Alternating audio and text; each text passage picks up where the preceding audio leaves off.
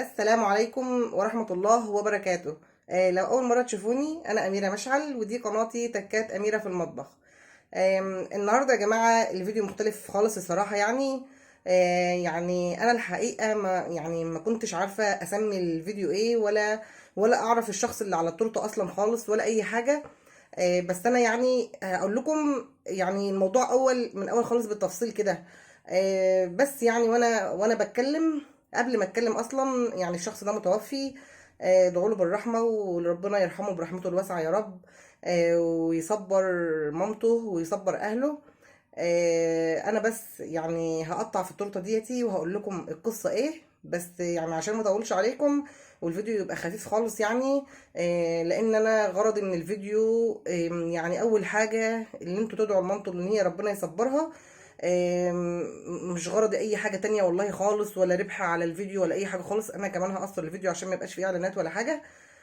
بس انا هقطع التورته كده وانا بتكلم علشان ما اطولش عليكم. هقطعها بس وهقول لكم الموضوع ايه والقصه ايه. بسم الله. بصوا يا جماعه، الشخص اللي على التورته ده يعني انا يعني هو متوفي وكده، يعني مامته بتقعد تنزل صورته على طول على جروب كده كبير. فانا يعني من كتر ما هي بتنزل الصوره لفت انتباهي جدا يعني. فانا يعني حبيت اقول لها ان الناس فعلا، يعني انا لما بشوف البوست بتاعها بجد يعني من الكلام اللي هي كاتباه، حتى الكلام اللي على الصوره ده برضو هي اللي كاتباه عليه. يعني بجد يعني قلبي بيوجعني جدا عليها. وببقى يعني بدعي لها والله، وبدعي لها وانا بصلي، وبدعي لها ان ربنا يصبر قلبها. فانا يعني فكرت ان انا اعمل تورته. وهي التورته دي يعني هخرجها للي يستحقها بجد. يعني التورته بتاعتي دي انا هقطعها في علب وهخرجها للي يستحقها بجد. هديه مني ليها ولابنها. انا مش عارفاها على فكره. كل اللي اعرفه عنها اللي هي اسمها امة الله. مش عارفاها خالص، ولا اعرف هي منين ولا اي حاجه عنها. بس هي بتاثر فيا جدا جدا لما بشوف بوستاتها، وهي ما بتبقاش طالبه اي حاجه من الناس الا ان هم يدعوا لها ان ربنا يصبرها. يعني هي بجد مش بتبطل يا عيني ان هي تنزل في صور وكده. فانا يعني حبيت ان انا اعمل لها حاجه، حبيت ان انا اسعد قلبها. اللي انا هعمل التورته بصوره ابنها، وعملتها بالصوره عشان تعرف اللي انا عاملاها لها مخصوص وعاملاها لابنها مخصوص. وشوفي بقى كميه الناس اللي هياكلوا منها وهيدعوا له ان شاء الله يعني. وهم قد ايه هيفرحوا. ومش هديها اللي يستحقها يا جماعه. يعني انا هوزعها والله على اللي يستحقها. فانا بس عاملاها بصورته كمان عشان تعرف اللي انا عاملاها له بجد مخصوص. وان شاء الله عاوز اسعد قلبك واكبر بخاطرك وادعي لك، وكل اللي يشوفني يدعي لك ان ربنا يصبر قلبك. وعاوز اقول لك ان التورته دي يعني ان شاء الله صوابها هيطلع له، والناس ان شاء الله هتتبسط بيها جدا. ده اللي انا قدرت اعمله. حتى الفيديو انا ما كنتش عارفه اسميه ايه، فسميته يعني فيديو جبر الخواطر. انا يعني الحقيقه مش عارفه اللي انا اسميه ايه. التورته اهي يا جماعه انا عاملاها. طبعا انا مش هقول لكم تفاصيل لان القناه مليانه. عاملاها باربع طبقات. انا بس حابه اقول لكم اللي انا اقسم بالله عاملاها زي ما بخرجها لشغلي بالظبط. عاملاها اربع كده طبقات. هي تقريبا يعني هتبقى عاليه قوي على العلبه، فانا بس هنيمها كده. وعاوزه اقول لكم ان هي والله نفس الخامات اللي انا بستخدمها ونفس كل حاجه، واكبر تورتيه كمان بخرجها اوردر علشان اللي انا افيده باكبر عدد اللي هو ياكل منها، وان الثواب ده يوصل له. انا بقول لك ربنا يصبر قلبك، وكل اللي يشوفك يعني كل اللي يشوف الفيديو يدعي يدعي لها ان ربنا يصبر قلبها يا رب. ويدعي له بالرحمه. وانا متاكده ان انت هتكوني سعيده لما تشوفي صورته، ومتاكده ان انت هتكوني سعيده اكتر لما تعرفي اللي انا وزعتها على ناس تستحقها. وشوفي انا هسعد بيها. يعني هي التورتيه ما شاء الله كبيره مش صغيره يعني. شوفي انا هسعد بيها قد ايه. فانا بقول لك ربنا يصبر قلبك والله والله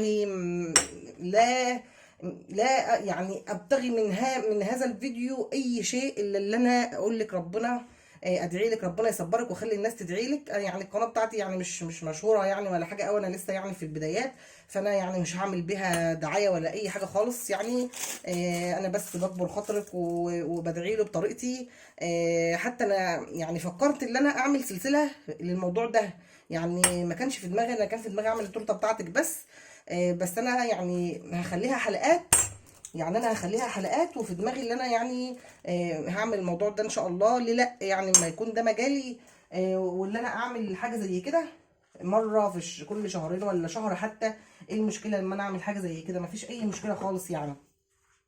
كل اللي انا طالباه منكم اللي انتوا تدعوا لها ربنا يصبر قلبها، وتدعوا له بالرحمه، وان شاء الله يعني الثواب هيوصل له باذن الله.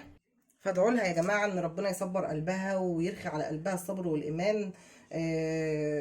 ويعني من كلامها ان هو تعب وكده، فيعني يعني اقول لك هو ربنا اختاره، اكيد هو كان شخص كويس جدا والله. وان شاء الله هو يكون في مكان احسن دلوقتي، وربنا يصبر قلبك يا رب.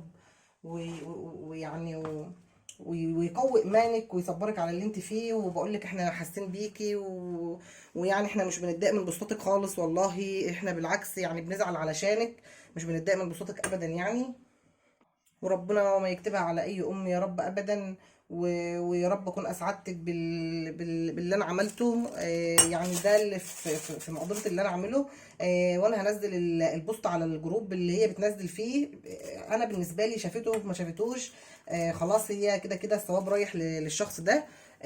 ربنا يرحمه يا رب ويصبر قلبها.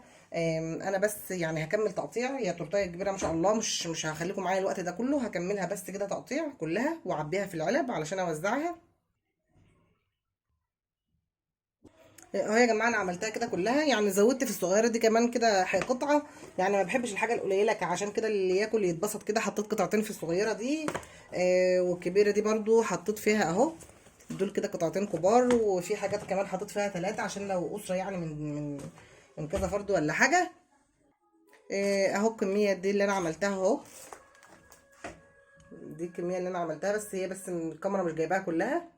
اهو يا جماعه انا بقى هوزعهم، والله العظيم هوزعهم على اللي يستحقوهم، واحنا كمان مش هناكل منهم. لان يعني الحاجات دي موجوده عندي كل يوم، يعني مش بتفشخر يعني ولا حاجه، بس هو يعني بحكم شغلي انا بشتغل في المجال ده، فبالتالي الحاجات دي موجوده كل يوم، فانا هديها للي يستحقها بجد ويتبسط بيها. ادعوا يا جماعه لسيد بالرحمه، ربنا يرحمه برحمته الواسعه. وادعوا لمامته ان ربنا يصبر قلبها، وادعوا لها ربنا يرزقها بعمره كده تصبر قلبها وتهديها. وعاوزه اقول لها كل دوت ثوابه اللي هياخده ابنك ان شاء الله من قلبي والله. مش عاوزه اي حاجه غير ان ثوابه يوصل له، مش طالبه اي حاجه تانية. وكل اللي يشوف الفيديو يدعي لها بالصبر، ويدعوا له بالرحمه يا رب تتقبلي الفيديو، شفتيه او ما شفتهوش كده كده هي طالعه له والثواب طالع له وكل حاجه ان شاء الله. وان شاء الله ممكن اكمل في المجال ده معاكم. ايه المشكله اما نعمل تورتايه كبيره كل شهر ولا شهرين ولا حاجه، يعني على روح حد او ثواب هيوصل لشخص معين. يا رب ما اكونش طولت عليكم، وانا مش عايزه اطول والله خالص. ان شاء الله نشوفكم في فيديوهات تانية. دمتم في امان، دمتم في سلام، دمتم في حفظ الله. السلام عليكم ورحمه الله وبركاته.